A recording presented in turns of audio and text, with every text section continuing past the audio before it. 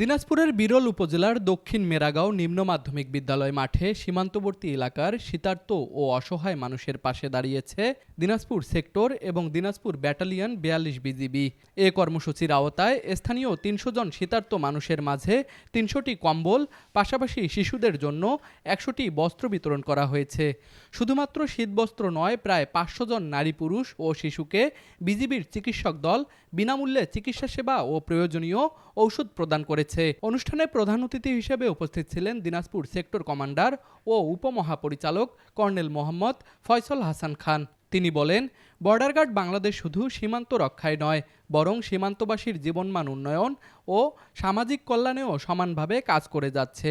এই শীতবস্ত্র বিতরণ এবং চিকিৎসা সেবা আমাদের মানবিক দায়িত্বেরই অংশ।